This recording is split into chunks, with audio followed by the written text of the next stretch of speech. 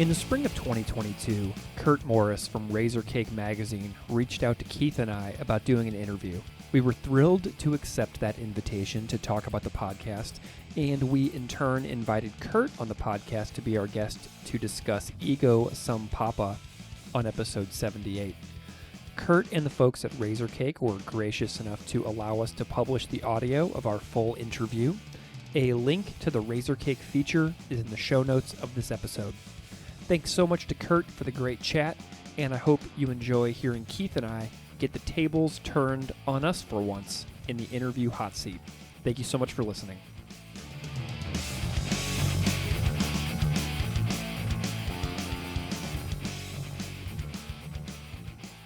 People are like, how did you get into punk?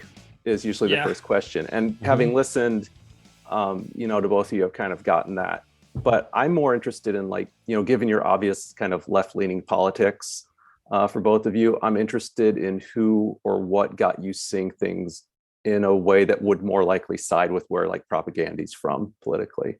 Was there a book or a person, or was it actually propaganda that got you into these kind of more left-leaning political areas?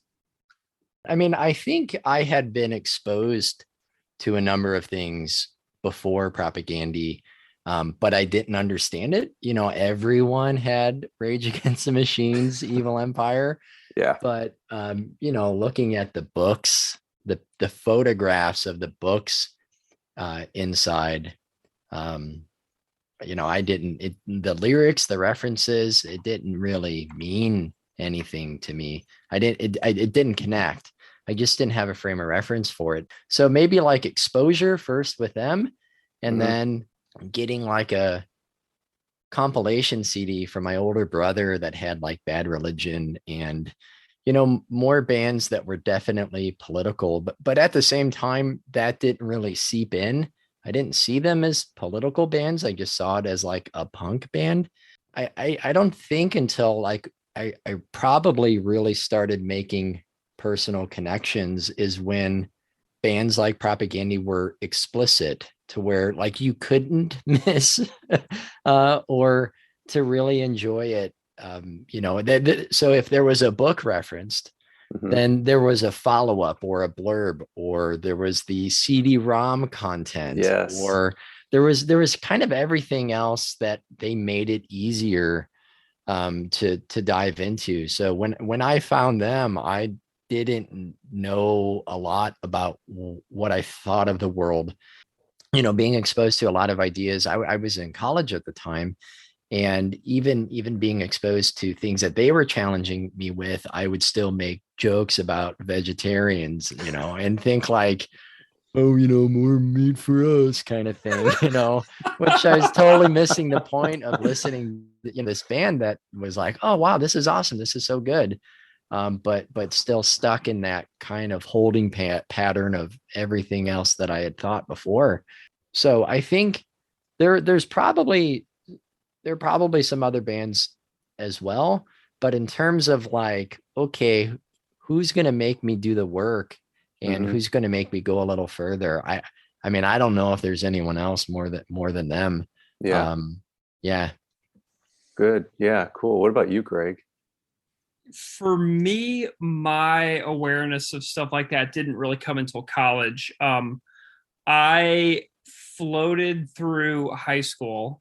I didn't really have much of an intellectual orientation whenever I was in high school, except for maybe, I liked bands and I liked lyrics and I liked music, but I was far more into the emotional struggles of individual people and the banality of society and how and depression within music. I was really into bands like American Nightmare and stuff like that, and being together with your friends. I was really into Bane for a long time. And Pennywise, Unknown Road. So the themes in albums like that, where Pennywise talks about the degradation of cities and stuff like that within the album Unknown Road, I was kind of seeing that there was this idea of a crumbling of society that was happening, but like all the while I was like ensconced in like this suburb outside of St. Louis, and I was like I was like going to like a brand new high school that cost tens of millions of dollars. So I was just kind of like hearing these things in the music I was listening to, but I was really just about like, fast music for short attention span kind of stuff. Yeah. And being with my friends. I would always obsessively read the liner notes in high school, and discovering something like People's History by Howard Zinn was super important for so many people within this scene, and his work was highlighted by so many bands of that era. So I can't remember if it was like Anti-Flag or Propaganda, but like there was a whole bunch of bands that like were like touting that kind of history from other perspectives, storytelling from marginalized populations, from perspectives that you don't get in like mainstream American high schools in like 1998. Yeah. I started trying to actually make an effort to read those things in my freshman year of college at the University of Missouri. And a moment lingers with me when I realized that history and society and sociology and politics could be exciting, was that when I had this college professor at the University of Missouri who was talking about Andrew Jackson during a lecture one day, and all of a sudden he starts saying, and it was bullshit. And he just starts screaming about how much he hates Andrew Jackson. I was like, holy smokes, this is the kind of stuff that teachers like don't do in high school. Yeah. So I have these vivid memories of having like a teacher with an actual opinion about something stating that very forcefully in front of a room of 400 freshmen. And that kind of was like a turning point for me, where I was like, the world is interesting. I am sheltered. I want to learn more. And so I got things like People's History. And then I was also in a bunch of like world religions courses. So I started studying like Buddhist philosophy and Hindu philosophy and stuff like that. And so the world just kind of started to open up for me. And whenever I was getting ready to graduate college, all of my classmates were like applying for jobs like on the I-70 corridor, which is like Kansas City, and between Kansas City and St. Louis in Missouri. And I went to an international teaching job fair, and I got a job in Mexico. So I was like kind of like a slow learner, really, where those things didn't really click for me for a long time, but I got really into like the whole idea of like, whoa, maybe I might be drafted for a war to fight for something that I don't believe in and stuff like that. So that kind of drugged me in as well. But I don't really have much of a memory of being like trying to learn and trying to actually broaden my intellectual horizons until college. Like before that, it was just kind of like teenage intellectual dead space. Yeah. No, I mean, right. Zen, same thing. I mean, that should have been an obvious one for me. I read it my freshman year of college, and that was kind of like a, what? Kind of a, definitely a wake up. That first chapter on the Arawaks, like I still remember reading it like it was yesterday. I was like, wow, this story of the Arawaks, chapter 1 in People's History is like unbelievable. And that really captured my attention. And then, I got a Chomsky book. I got Hegemony or Survival from the University of Missouri bookstore. And so I have no idea what any of that said, but I did read a lot of it. But I had no idea what was happening, but like the vocabulary was sinking in. So I was like broadening my vocabulary more from reading stuff like that, instead of like actually understanding the coherent arguments throughout. So like, there was incremental baby steps for a long time. Yeah, you can write definitions to Bad Religion lyrics, but not necessarily but explain them in your own words. But yeah, I think even with reading that, when I was in college, it was still kind of like, well, I guess watching The Daily Show is being politically informed. Yeah. What I don't know, is pretty limited. And I guess kind of through a combination of different experiences, and now just teaching itself for quite a period of time, and news and challenges and like the struggles that we see in the US evolving kind of making you realize you can't be either uninformed or indifferent or not pay attention.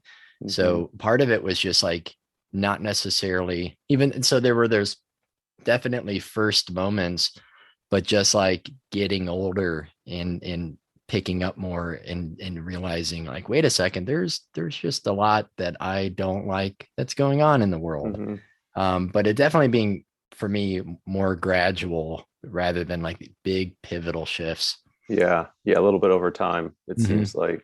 But, it's interesting you mentioned that, being a teacher and you're both teachers. And I was trying to think about like, are there like people from another profession that could better run this podcast? And I was like, no, it's like teaching is like having teachers do this podcast is like the perfect occupation, I think. And I've learned a lot from it. And mm-hmm. I see that as one of the strengths of propaganda. They give so much potential teaching material. So how do you two see using this podcast as like a platform to educate? I mean, for me, I was thinking about this the other day. Somebody on Twitter said that I have an unhealthy obsession with the band. And I was reflecting. I was like, is that true? And I don't see it that way. I see it as doing something like this gives me the opportunity to learn forever. Like I have another podcast as well, but between that podcast and this podcast, like I am constantly reading something, finding out a new, view of the world, a new historical anecdote, a new article, a new viewpoint, a new story from a single person that is highlighted within a song or something like that. Like I sang Today's Empires, Tomorrow's Ashes for 20 years before I, Googled anime and Fred Hampton. Like I had heard of these people like in history, but I actually like really dug into stuff like that. So like this show, I don't know if I necessarily see it as a way of like trying to educate other people because like we get stuff wrong. Mm-hmm. And because we're just like, a couple of people who are like learning ourselves. Yeah. So I don't see it as like a kind of like, I'm trying to teach other people something. Like I'm learning something and I'm really excited to talk about it with my friend Keith. Yeah. I agree, Greg. Like maybe that's how I would have seen it in the beginning. But I think my perspective has shifted more. So it's kind of like, what can I uncover about a topic addressed in a song, a specific reference, themes over the band's discography? Like what pieces do I pick up on from, like when I say research, like that word is doing a lot of work, right? Like I read and I've watched documentaries, but we're not talking like this is an academic research that I've done. Like I've read a lot and I've tried to look at a whole variety of perspectives and I've learned, and it's more of just like telling what I've learned and bouncing that off of what Greg has learned to see if that mashes into something else. Because as we say a lot, we hope that like whatever the podcast episode is, that is like the start of a conversation, because people will provide feedback. They'll give us if it's about a lyric, they give us other interpretations. They tell us things in the band's history that we might have overlooked, or other specific details from historical events or social issues that we may not have addressed. Because originally we had this plan to have like 40-minute episodes, which is really funny. We're like, I think we could do like 40 minutes, and obviously it just grew and grew because or 5 times that. Yeah, right. There's no way to talk about Mate Ka or refusing to be a man, or about any number of songs in like a 30-minute NPR length podcast. It's just just not possible. So we've gone longer and longer, but we still can't address everything that needs to be addressed, especially if there are things that we're only learning about now. So it's more of like, yeah, I like to think of it more as maybe just learning with the microphone on. Yeah. And people give us feedback, and there are probably things that we could revisit and circle back to more to add to. We haven't done that too much unless we really realize, okay, there's something we recorded early on and we overlooked something, or a guest reaches out and says, hey, this is my familiarity, or this is my area of research, can I contribute? So then we've gone back, and Greg has done an interview, but I think it's definitely about starting a conversation and starting research, and maybe encouraging people to find things on their own, rather than that to be the settled final interpretation, right? Or all there is to say about something. But that is what good teachers should be doing anyway, is kind of starting the conversation. Although I think, unfortunately, too many times students think that what their teacher says is the end, and no more discussion is needed. Right. One of the things I was curious about just is as I've listened to so many of these, it's just I started thinking about the nuts and bolts of it. How do you even how does an episode come together? Oh man. How do you choose a song? What does the research look like? All that, how much of it is scripted? Because sometimes it sounds scripted, not in a bad way. It's very scripted. Is it? Okay. Yeah. Just all that kind of stuff. How does the episode come together, especially with this stays out of the interview. We can't blow our cover. I tell everyone I do an interview with, it's very scripted moments podcast. So if they messed up, we'll take things out.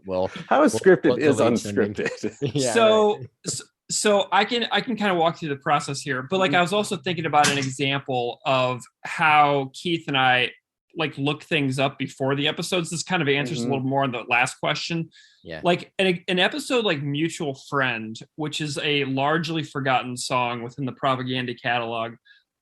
We came at that and we found research about the alcohol industry. And I found stuff about alcohol and beer that is not vegan or is vegan.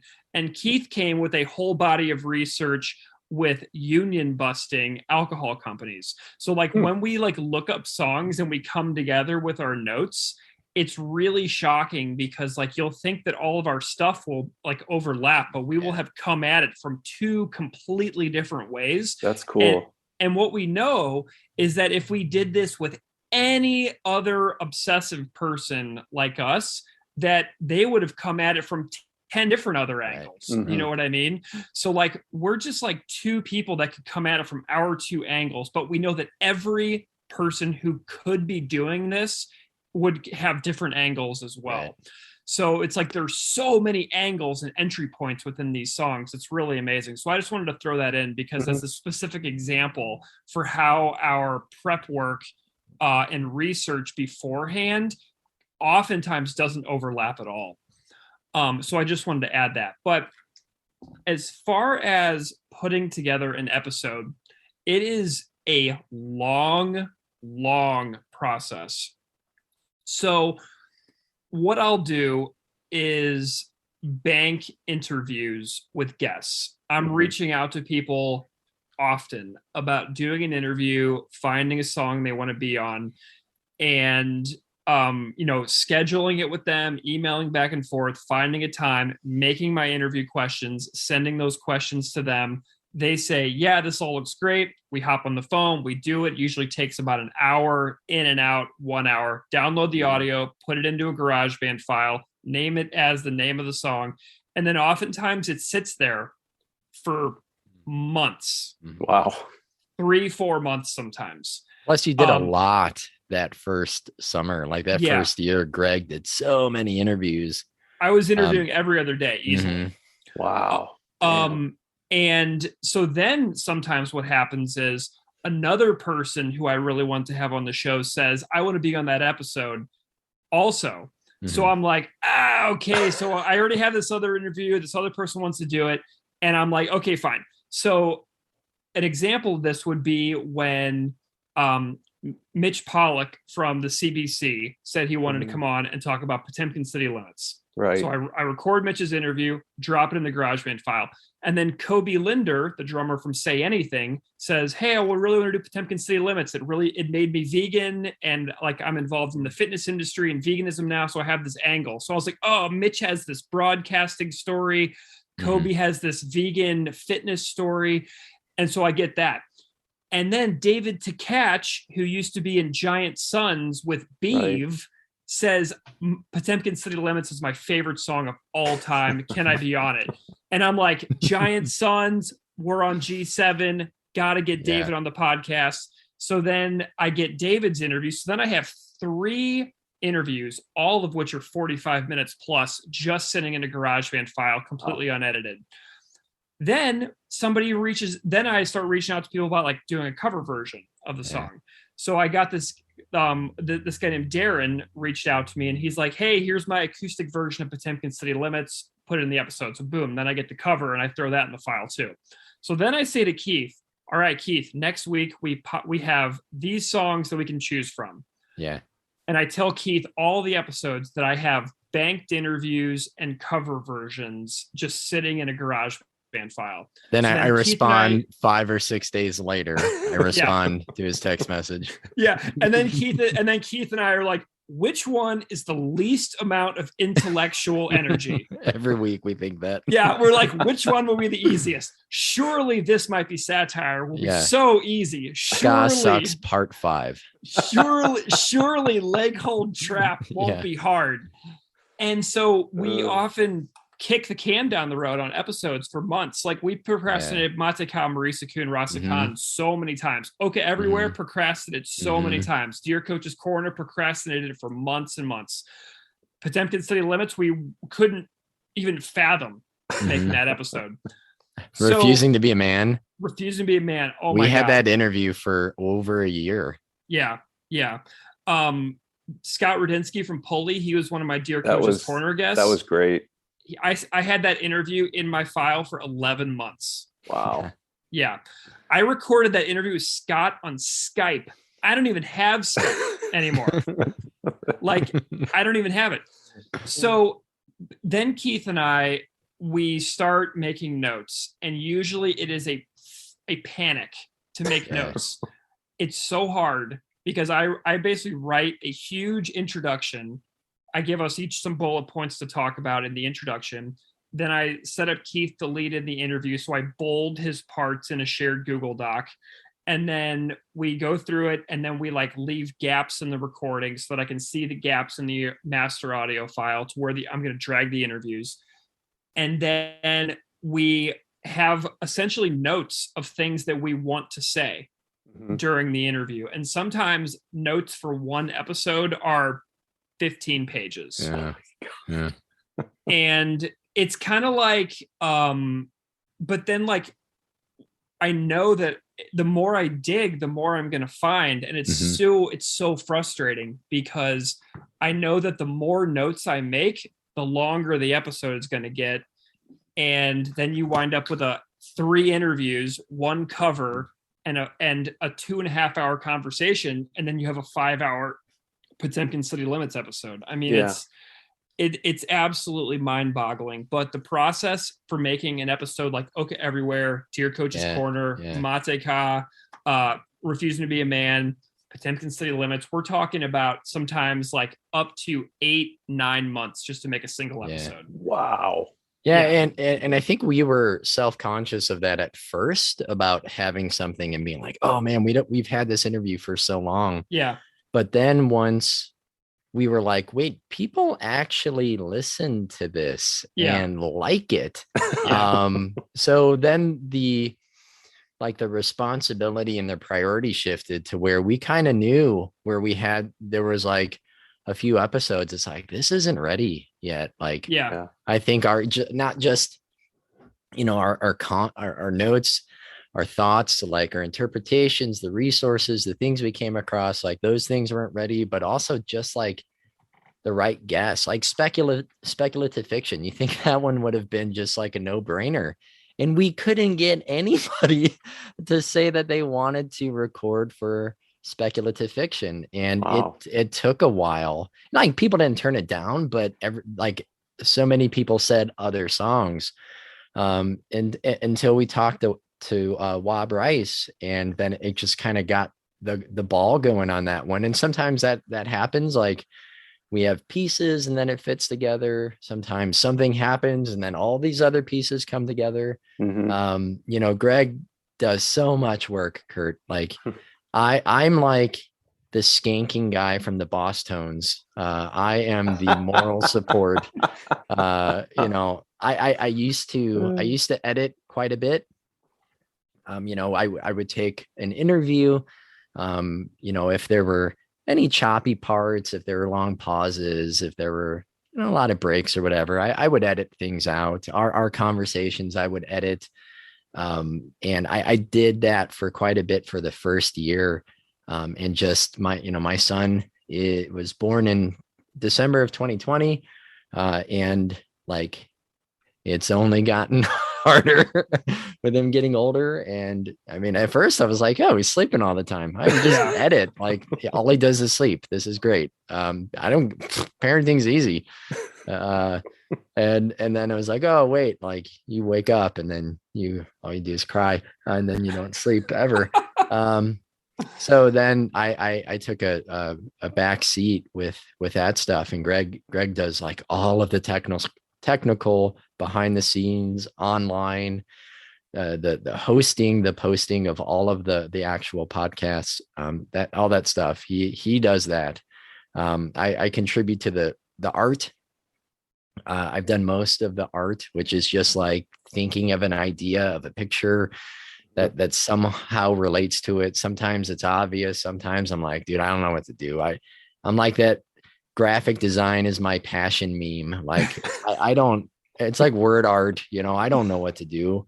And then what has been cool is that so many listeners have volunteered things, whether it's just like a voicemail or a 5 or 10 minute interview or art or a cover. We got to shout out Jamie Fougere big time. And Fred Van Schie and Justin Santoro. We've worked with some awesome people that do great art. And like then people, it's then felt more collaborative, where I think one is great to have people contribute, but I also think people just feel like part of something that they've felt very, very thankful and appreciative to be able to share a cover or to create some visual, you know, a piece to accompany the episode whenever it's released. So like quite a bit of that has that evolved. Greg does the vast majority of it, and lately it's been weird, because just since like February we just haven't recorded consistently. But when I think of like the research side of it, I keep notes in my phone for like things that I want to think, like that I think about. Like I'm like, okay, when you know something really important like related to Potemkin city limits, so then I have like these like at least bullet points in my phone that I can come back to, that I don't want to forget, whether it's just like a personal connection or something to research or something that I want to think about. So I kind of have a list like that going. And then it's for me, because like I said, it's not academic, it's not scholarly research, it's more stream of conscience for me, to where I think where do I go and where does that lead me? And it kind of branches off from there. So I end up maybe finding things that I wasn't necessarily expecting to read about by the time I've like finished, looking up things for the, for an episode. So it's kind of a weird, organic, meandering path that I don't always know. Like if it's a song about like animal rights or a specific event in history, but something perhaps a little bit more, I don't know, visceral and personal. I don't want to step on the band's own personal stories. I don't want to provide interpretations that I'm saying are like, here it is, here's what the meaning is. But I more of like what connections can I make? What are some references I can explain? What are some possible interpretations? And then is there anything that like, particularly resonates with me? So in that way, each episode can be a little different. It kind of depends on the topic. Yep. Yeah. Oh, go ahead, Greg. And so the title of the podcast is wound up being sort of hilariously wrong, because there's so much information that we find for every episode that if we just like winged it, I'm not smart enough, man. No way, man. I couldn't do it. It's crazy. So yeah, we have like insane amounts of notes. And whenever we finish the podcast someday, like whenever all the songs are done, maybe I'll go through the document and I'll like clean it up a little bit and like pull all the links and do like a master source library or something like that. Because we have it all. We have all the sources and all the links and all the notes and everything. So it could be like an appendix, like this is the Refusing to Be a Man appendix, and like every single source that we found. I think that something like that could be really useful, but like the title wound up being just hilariously wrong. I mean, we really should have done like Pod Emkin City Limits or More Talk, Less Rock. Right. Yeah. I'm like, shit, that one was so obvious. What were we thinking? I know. And then and then the Winnipeg Free Press named that, they wrote an article about the podcast, and they called it More Talk, Less Rock. And I was like, damn it, we're so stupid. I remember texting each other like we should have chosen that, shouldn't we? I know. So like the title of the show just wound up being hilariously bad. Which I think is just hilarious. It's endearing. Yes, I think it's endearing. Fine. Yeah, and well, I do like it because one, it's probably an overlooked song. It is from the band. I don't think most people, if they grew up with Propaganda in the 90s, it's not a song they would have thought of. Like more talk, less rock would make sense. They'd be like, oh, okay, I remember that. But so it got funny. But I'll say too, like, Greg's been doing this for a long time, and like I'm a teacher, so I talk for a living, and it's very different. I feel very self-conscious every time we record, knowing that people are listening and knowing that people who care deeply about this band are listening.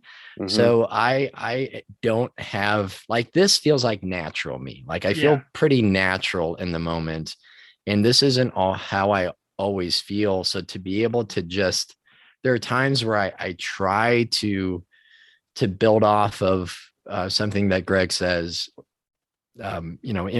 improvising. It's conversation, right? Yeah. But and it goes well, and I feel really good about it. And there are other times I'm like, dude, I don't know what I was saying. Yeah. So I'm just not a natural podcaster. I think I would disagree with that, but well, that does alleviate some of the self-conscious feelings I have, because you two play off each other very well, I feel like. Well, that really means a lot, Kurt. Thank you. Yeah. Because just know together. Yeah. Just knowing it's recording, it just, like, something in my brain just shifts, and it's harder for me. So I think I just would not be able to do what, say, David Anthony does. Oh, he's so good. Like I couldn't do it. And there are times in interviews where I felt really, really good, and I'm like, oh man, this is going so well.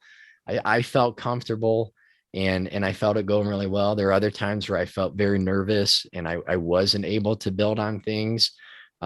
So I think having that either list of questions or ideas or things to fall back on, and then trying to make it sound like it's just a conversation, I need that. Otherwise, like it's unscripted.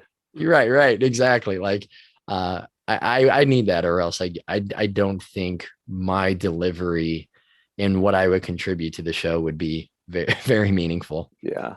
Well, one of the things I actually, and Keith, you kind of hit on this a little bit, a few minutes ago, like one of the things I really find endearing about the podcast is that it's not just like straight up like here's our research. Like there is a personal nature to things that you Mm, share, mm, and sometimes it's like, and I can't remember what song went with what I'm going to say, but like yeah. relationships with your parents or Mm-hmm. dealing with mental health issues, like you've been very honest about struggles and difficulties, and then relating them back to the lyrical content of Yeah. Propaganda. So was that a conscious, like, walk me through what that was like, you know, to realize you were going to share personal things in a podcast that's about a band, you know, that you're Yeah. not in? Yeah. Yeah, that's a hard question. And I think that was probably very gradual because, like, I think that Mhm. one of the times I got the most personal, I think it was around, so the last Will and Testament episode was very personal for me Mhm. Mhm. because I was talking about watching my grandfather die.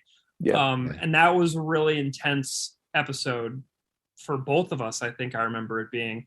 And then another one was the This Is Your Life episode. Mhm. And right, like when we recorded This Is Your Life, I was like 3 days into a marital separation. Mhm. And I was also like rebuilding a relationship with my mom and dad, who I had been somewhat like estranged from for quite some time. And so those things for me, I felt like it just started to become a very therapeutic thing for me to kind of process these like rifts in my life that were sort of like one rift was growing and one rift was reducing.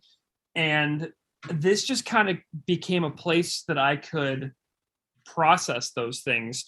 I didn't set out to make this show about me because my other podcast, I'm just like interviewing professors about their books. Mhm. And there's very little of my personal life that goes into my other podcast. But then this one, the way this band is so important to me, and I've learned so much from them and like gained so much emotional and intellectual depth by like having them challenge me throughout my entire life, that it just brings these things out of me. And I just like have this like compulsion to share in a way that I didn't expect. So I think that was a really gradual thing for me over time. Yeah. What about you, Keith? Yeah, I guess I have this thought of maybe at least retroactively thinking like, hey, well, you know, this is just my personal connection. This is what I think of. This is something that comes to mind, because I wanted to be clear, like, you know, I can't and don't want to tell the band's like personal stories because I don't know them all. Like if it's something they've shared in an interview or even in Chris's podcast, I don't want to retread all of that. Like we'll plug details and trying to encourage people to listen to that, of course.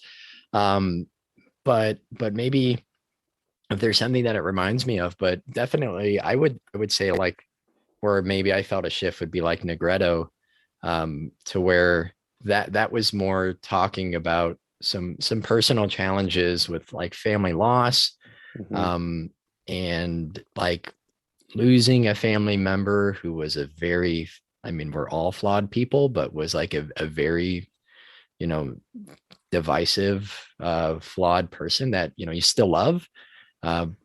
But, you know, you have these like complicated personal connections and memories with. And I mean, that's there, like to me, like that's kind of the song is caring about someone, and seeing them fall apart. And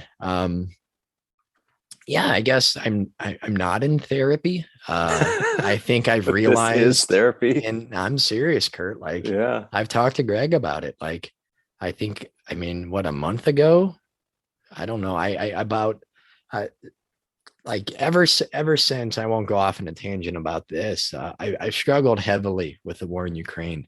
I knew you were there. Yeah, and I think that coupled with just the challenges of home, work, everything else, has been like this just exhausting experience. And you know, realizing like, yeah, I don't have many tools in my toolkit to process. Like it was just always a joke of like, I just have a couple beers, and eventually it's like, I don't know. I don't know if that's what the precedent I want to set in front of my kid. I don't know if that's actually going to fix anything. So realizing that I probably should find other ways. And if this is a first step in realizing that there are things that I probably haven't talked about personally. Yeah, there are definitely things I shared on the podcast that I haven't really shared with other people. And there is that danger and self-consciousness of being afraid of making it about us. But I think we've also tried that.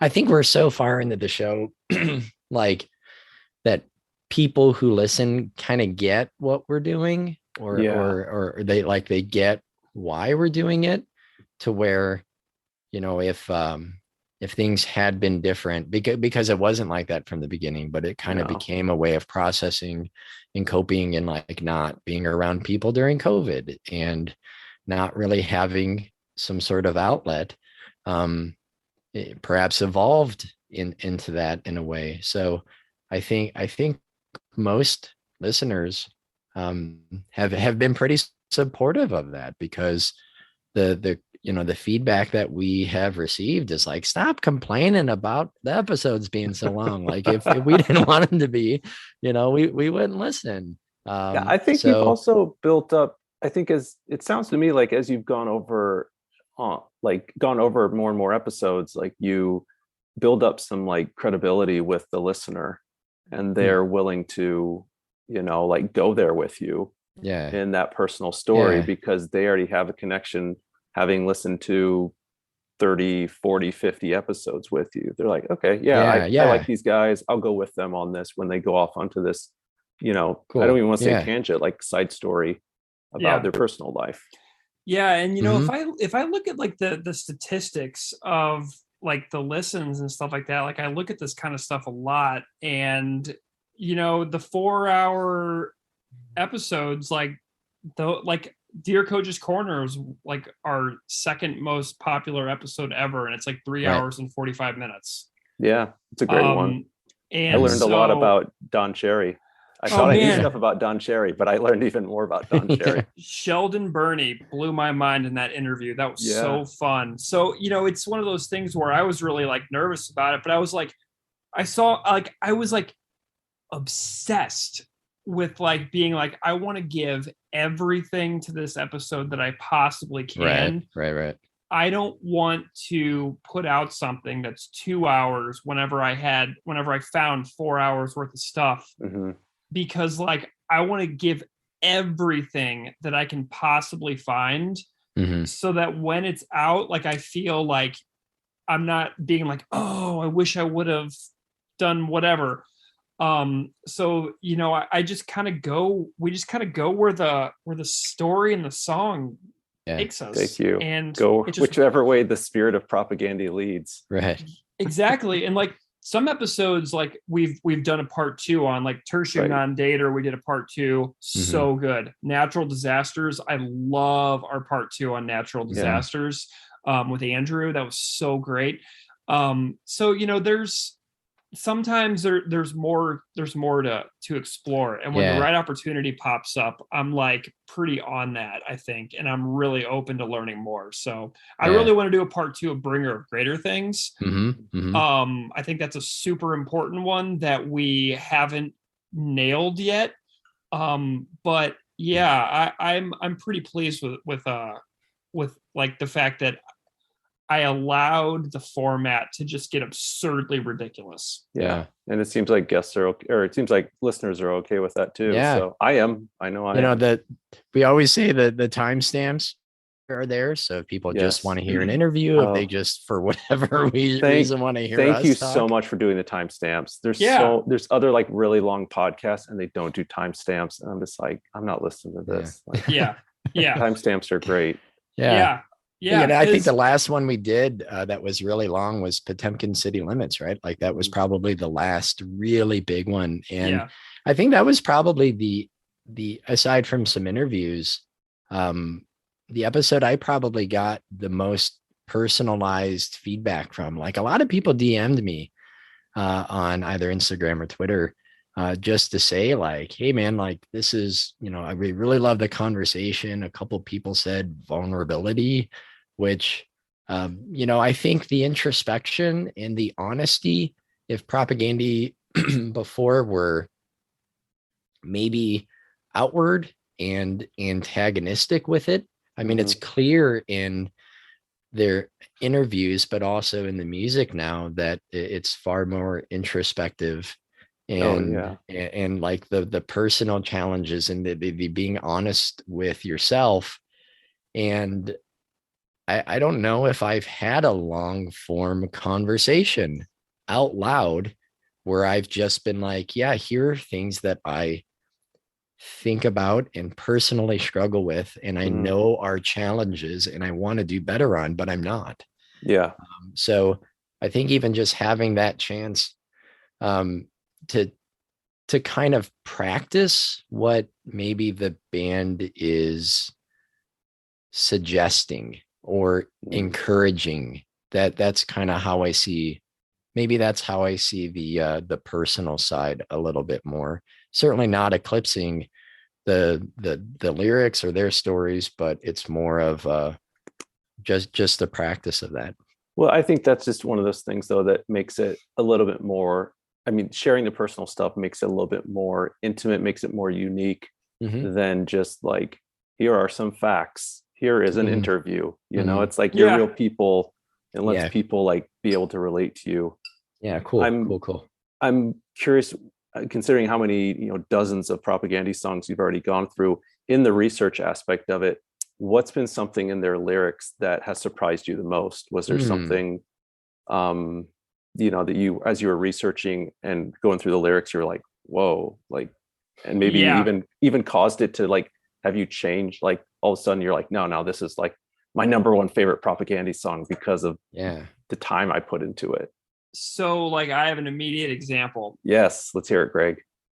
So when you grow up listening to propaganda, it seems as if they are singing about the world out there, right? It seems as if all the songs are about all of the huge problems that are facing our species and our civilization. And obviously those things are there.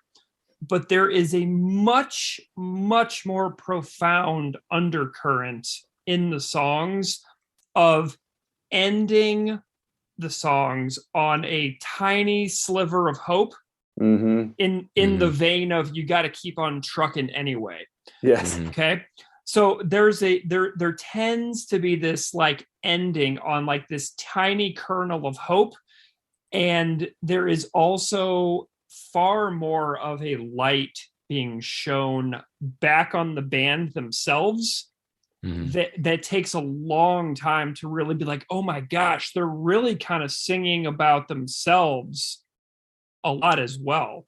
So like on the surface, I think that like I always thought like, oh, propaganda is talking about like these like, police brutality and genocide and like veganism and all of that is there, but like there's the light is being shown directly on themselves, right, in a way that it took me a long time to really pick up on. So that is something that I have really taken away from it, is constantly, it's like learning about the world out there, but then at the end of the day, you go back and you look in your own mirror and you process what you've learned during that day with yourself in that mirror. And that's what the songs, that's what they do to me now.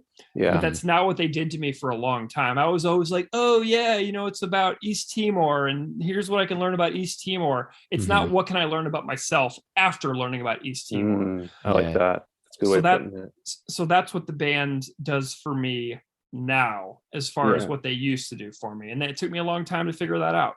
Yeah. What about you, Keith? Is there something in the lyrics that has surprised you? Well, I would definitely say, I don't mean to piggyback on that or steal that answer, but I equated the personal aspect of the lyrics into the later part of the band's career. And then going back to albums I didn't listen to as much or hadn't listened to in a while, finding that earlier and realizing, wait a second, this is all throughout their discography. that there are these personal struggles on display, and I didn't make the connection, or I didn't notice, or if I didn't think it was interesting, being, I don't know, 20. So maybe it was just where I was in life. So I don't know, but I didn't pick up on that part. But yeah, I agree. It's like, I think that's why we have our, like, the big takeaway. We, like previously said, like the teachable moments, like, what are we going to do with this? Because it's not enough just to have information. Like if I think of a good lesson with my students, it's not learning and memorizing and giving it back, but it's hopefully forming some informed action. Like what can you specifically do with this? So if it's Oka, how can I take steps further to decolonize my classroom? If it is refusing to be a man, what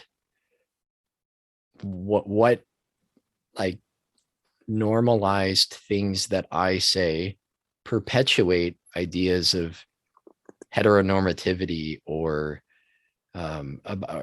gender stereotypes? Like, what is it that I might accidentally be doing? What is it that I could see with my students that I can try to encourage, promote, and celebrate, and not just, and that's been a little bit hard. Well, I guess, like, we go so hard in the paint, researching and like really going in depth. And when we were recording a lot, we would kind of move on.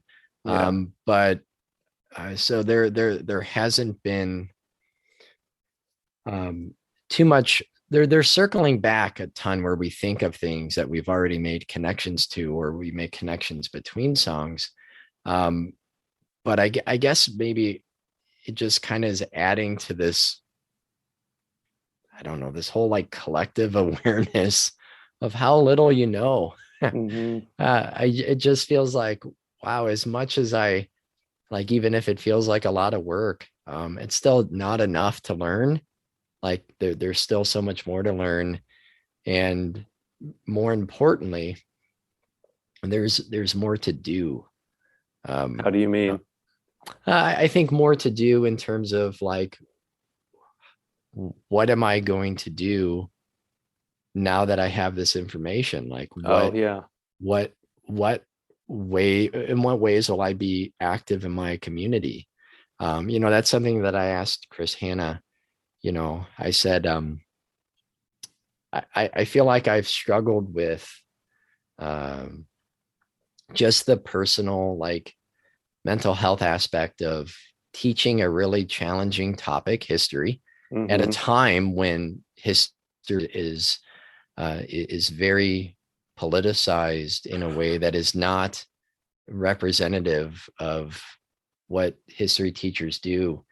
Current events, right? Like following current events and teaching them in this very, I don't know, fucked up. Yeah. Yes. I almost think just like nerves extending out of people's bodies to where everything is so, like, there's just like electric shocks with everything. And it's just not easy. And how do you not, like, get worn down by that?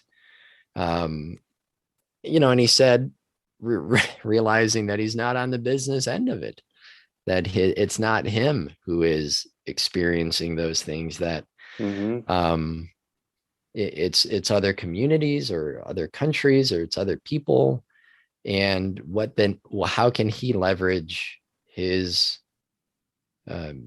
privileges, his money, whatever it is that he can do to support those people who know way more and have been doing way more regarding those, social issues, for a long time. And I think in the last couple months, honestly, man, since like the Potemkin episode, I've had this like sort of this whole I've really struggled with like, what have I done the last few years? I've spent like What has so anyone much. done the last few years? Yeah, like, well, I don't mean even COVID. I mean like the last 10 years. Like Oh, I spent a ridiculous amount of money on beer. I've gone to a lot of shows. I've bought vinyl. I've collected things that didn't need collecting. And now I have all these things that I don't have time for.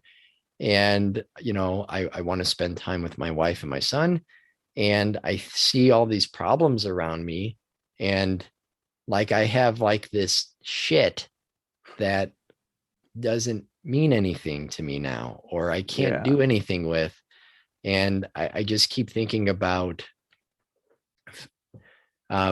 being honest about finding a balance with like time and money and attention to where you can really meaningfully help those around you in a way that like helps you feel good, but it's not about just the selfish feeling, but knowing that you're not just fucking buying a whole bunch of beer and death metal records and going to shows in Chicago every week. But you're actually like aware of the world. Like if you're more aware of the world, it's kind of harder to not do anything. And then if you are not doing anything, what does that say about you? Like, what are you giving up about yourself?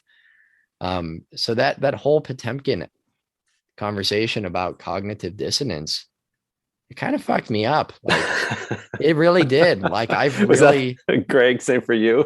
Oh yeah, I've really struggled with that, honestly. And then, yeah, really. So, and again, that doesn't mean that all of a sudden now I'm like, yep, I'm doing everything I need to do. But I've been trying to, I don't know, man. It's finding a way to engage with the world that is helpful and productive and realistic and not performative. And I don't know how to do it yet, but I think I have a little bit of a better understanding of what not to do. Yeah. But I don't know exactly how to get there just yet. I think it also goes back to something that I just want to say you two have convinced me to subscribe to Chris Hanna's Patreon. Oh, cool. Yeah.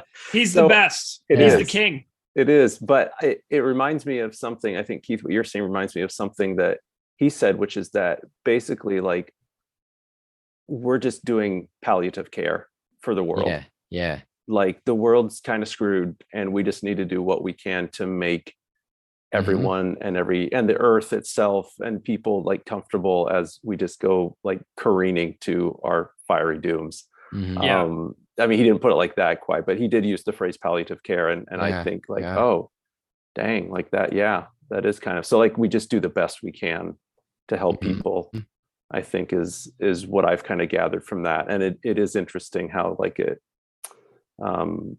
it does always have to almost end up back at the personal level as much as they're political with things. It comes back to it.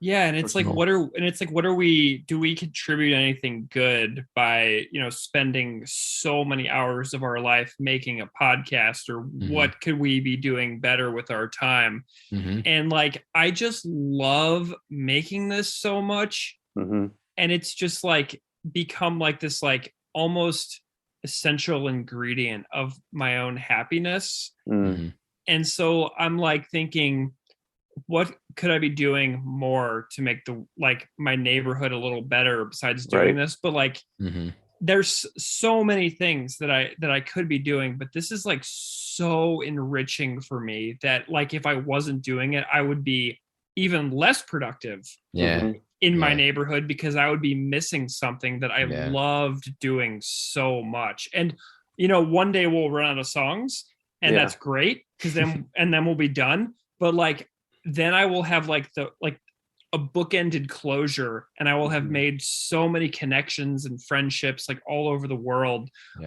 Like 2 people that I've met through this podcast, I am going to Canada with in like 2 weeks to see Propaganda in Ontario. And had it not been for the podcast, I wouldn't have had these people in my life who are now like really good friends. That's awesome. So like there are actual tangible relationships that are being built by doing this. Greg, you just read my mind, because that was the question I was going to ask. Because like through listening to Propaganda, and then also I got to admit, listening to your podcast, I've actually gone to a vegan diet.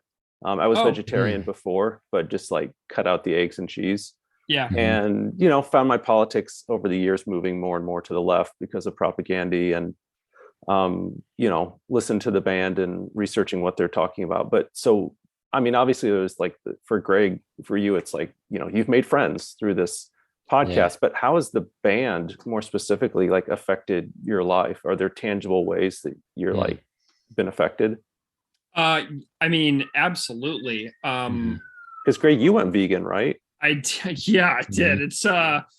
It is an adventure. I'm learning a lot, and I still, you still struggle with like figuring out all the things you can, it's just little adjustments here and there. Right. And so I'm still navigating my way, but yeah, I did. And I think I'm like, man, 3 months in, like to being vegan, and, was vegetarian for years before that. So right. I've just enjoyed new forms of cooking.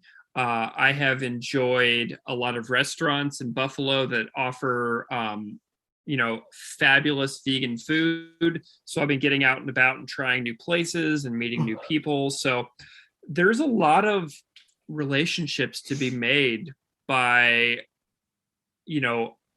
exploring new stuff within one's own immediate surroundings. And it really depends on where you live to be what options are available to you.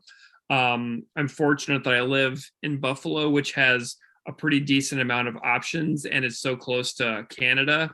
But yeah, that's definitely one of the ways for sure. I would largely credit their Let's Talk More Rock record with really making me think a lot about food in a way that my Missouri upbringing, where I had meat 3 meals a day for 25 years, didn't really allow me to think about. And then I started thinking about meat as an addiction in a way, to where it was like I was like having these like cravings for like bratwurst and stuff like that, and I'm like, this is so odd. And then I started to be like, am I like addicted to these sensations because of the culture of food that I was brought up in? And it was just really wild to think about the way that food and certain tastes and textures just become so ingrained in your existence that it's almost like unlearning a totally programmed second nature thing. So it was really hard.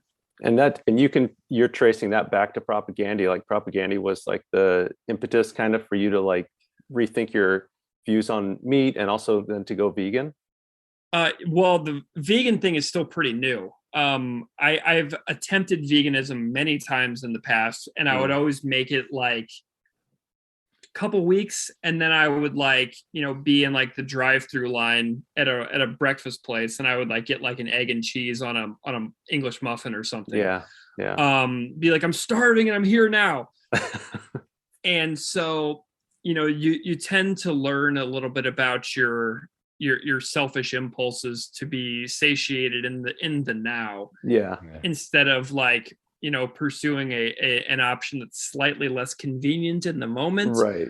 And learning to realize when you're about to have those impulsive, shifts in behavior is a skill that it takes time to figure out. Austin Lund from Panopticon talked about that. Kurt, I don't know if you're a fan of that band Panopticon. I've heard of them. Yeah, black metal that combines bluegrass and stuff. Right. But he his son was in the hospital, and he was just going through this really hard time, and he'd been vegan for years, and he like broke down, and he got like a gas station prepackaged cheeseburger, and he's eating it in the car while Propaganda's Lowest Order is playing, and he's like, what am I doing? But also just Yeah, just coping in the moment. And I guess so now he said he always thinks of that whenever he hears that song. But yeah, I guess I think it's being like the jokey, smart alecky comeback for everything in college, and thinking that that I always have something to say, and not always listening. And I think the band talk about hearing the band talk about that, especially later, seeing their presence and activism. Like I'm not an activist. I don't label. I would not say that because I feel like that would just demean the word. But paying attention to what they talked about, and then what I realized was important to me, did shift my my time and how I spent my time at IU. Like I started volunteering a ton. I volunteered at like Big Brothers Big Sisters. I was at like one of the crisis shelters. I volunteered there every single weekend my senior year. I've taught ESL. I volunteered ESL classes with immigrants in Northwest Indiana. For about 5 years, I taught free ESL classes with my wife.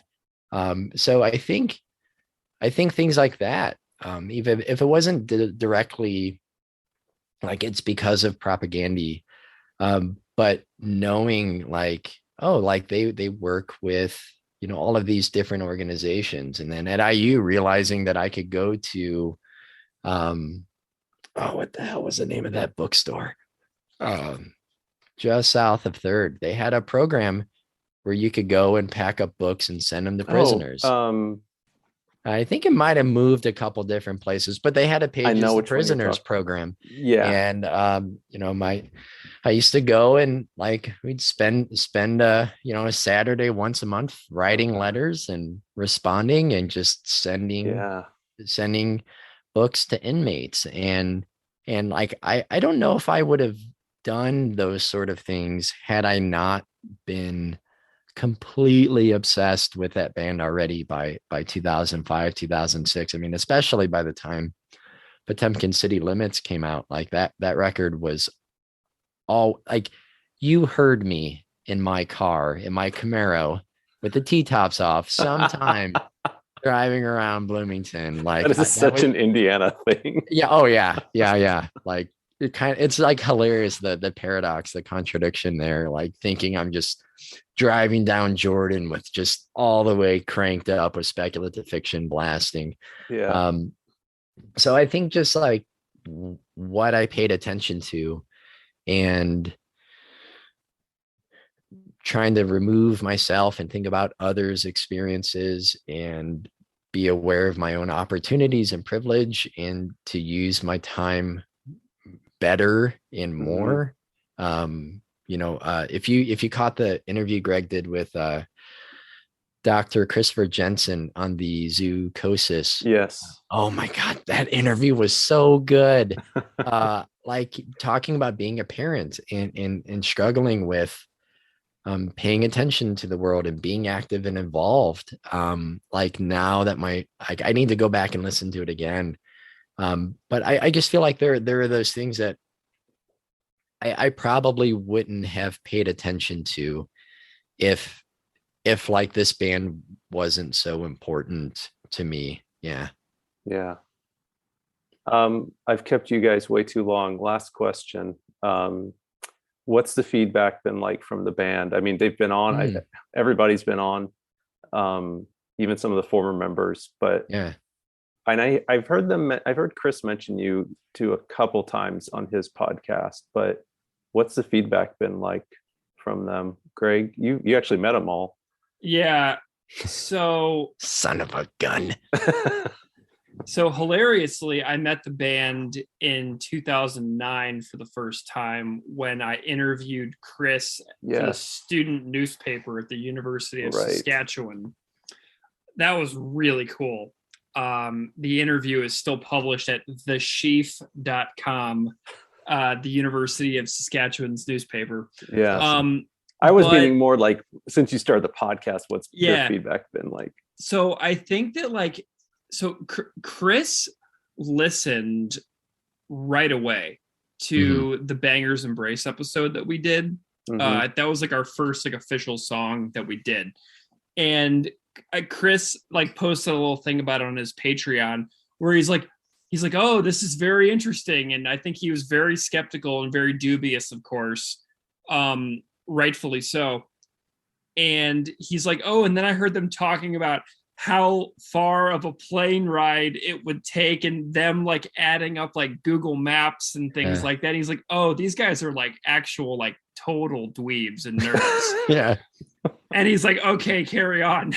So and then Todd has been extraordinarily gracious with me answering questions in Instagram regularly. He's been so kind.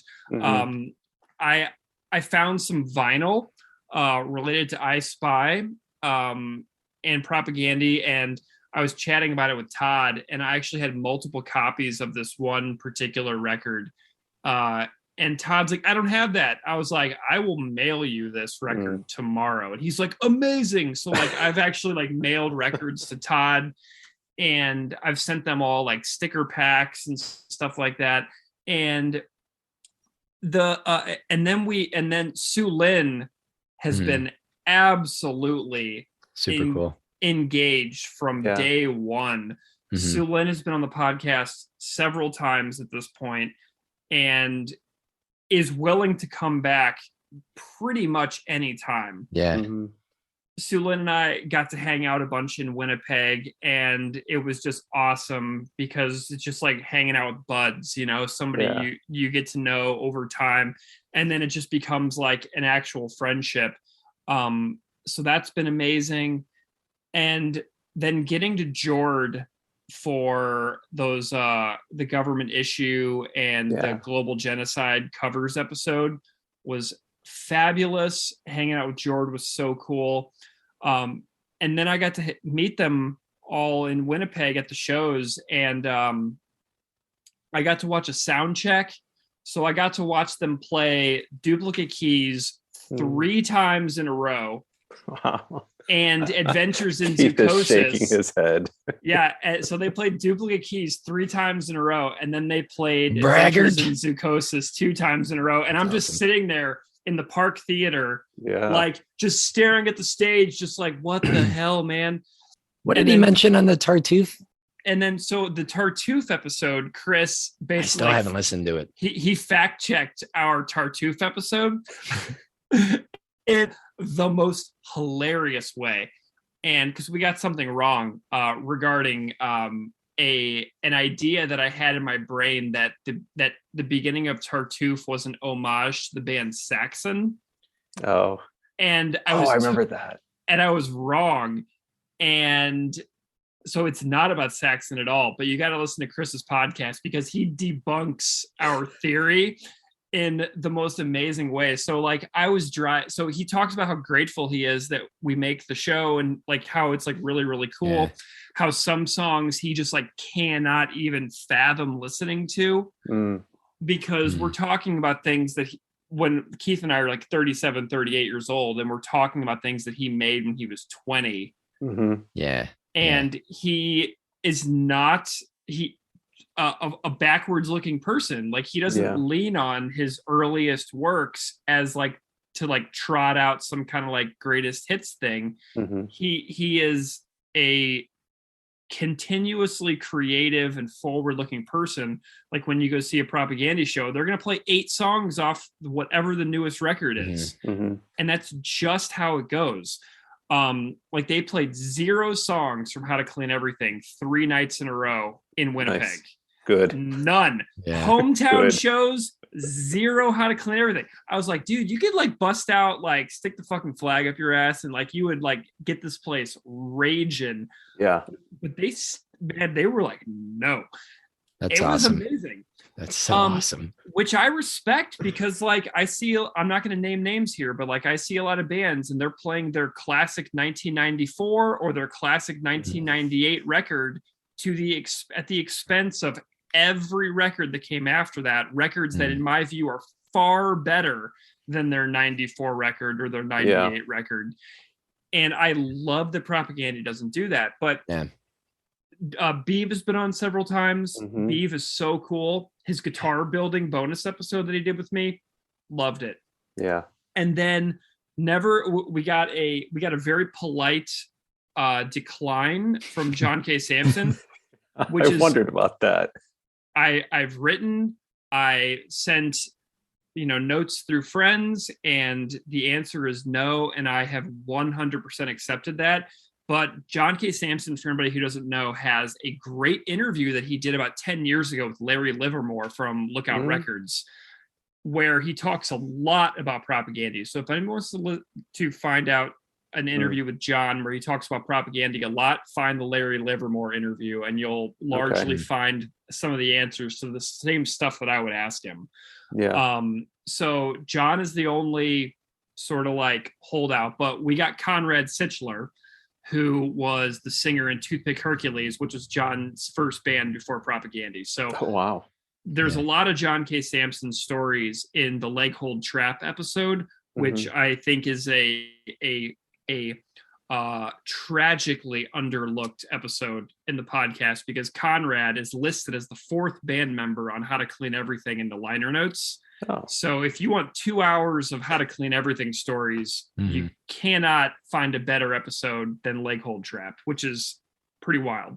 So then once I had all those interviews, we've compiled them into a complete band interviews 8-hour long bonus episode, where you can hear 12 interviews in a row in the order that they appeared on the show. And then since we put that out, there's been 2 more band interview appearances. So Todd came back on for Fuck the Border. Right. So I have to someday we'll likely do another complete band interviews volume 2, because there's been 2 more appearances by band members since the complete band interviews episode came out. I'm going to take I think I'm going to take that complete interviews podcast and hit play right before I go to bed tonight, and just have that be my alarm. Like once it's done, nice. I'll just wake up. 8 hours. Yep. 8 hours. 7:55 actually. 7 hours and 55 minutes. There's actually an incentive that if you listen to the whole thing, either Greg or I will come and live with you. That's Dude. So the feedback has been really good from the band, and the support from the band has been really good. And I remember messaging Chris, because I'm a middle child, so I overthink everything. I just am like, I want people to like me, but I also then I'm afraid of like doing too much for people to like me. Yeah. So I remember just saying like, I feel very weird, as if I have attached myself to the band in some way, because I'm not a musician. I wasn't there, like I wasn't like a friend going on the road with them. I didn't grow up there. Like there are people who are so more suited to do this from Winnipeg or elsewhere, from Southern California or Chicago, wherever, who could do this probably way more than I can, who have more experience or knowledge. So I felt like very self-conscious of being like tethering myself to the band. But everyone has been just, super, super supportive, and their comments and contributions, whether it's been answering a message from Greg for like a quick clarification for an episode, or if it's been doing an interview, and doing those things.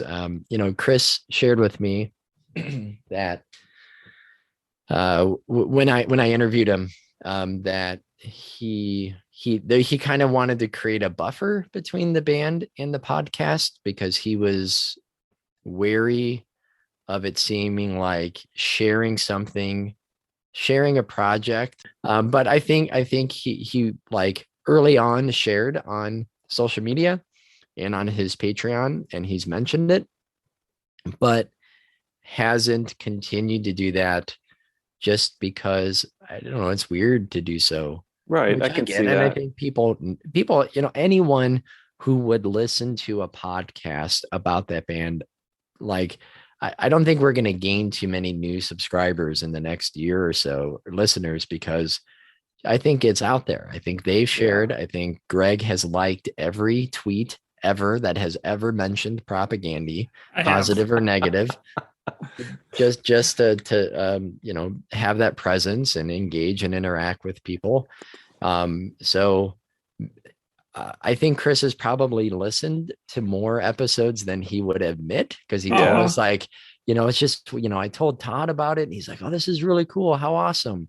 But I can't listen to it because it's just weird. It's hearing people talk about you, which I totally get. But I also do think he's listened to a number of interviews, especially when it's people they know, whether it's, like friends, or if it's bands, like their personal connections, and having Parker Malloy come to Chicago and being on the guest list, and seeing them interact on Twitter even before we started the podcast, or I think it's a really cool spread of John Darnielle from the Mountain Dance. Like, there's no way Chris Hanna didn't listen to that. There's no way. That one was amazing. Yeah. So yeah, I think they've been very, very supportive, and they've been very positive in their feedback and support of the show, which is, what That's else could you awesome. ask for? Like, you can't ask for anything else. The fact that we put them under a microscope for 2 or 3 hours, and they're totally cool with it, and they help out. It's the coolest thing. So that's awesome. I think that's a really nice, sweet, positive note to end on too. Yeah. So yeah, I know I said it was like 45 minutes or so, give or take, and we don't care. Okay. Yeah. We don't care. So yeah, this is nothing. That is true. Good point. Come on, this is point. nothing.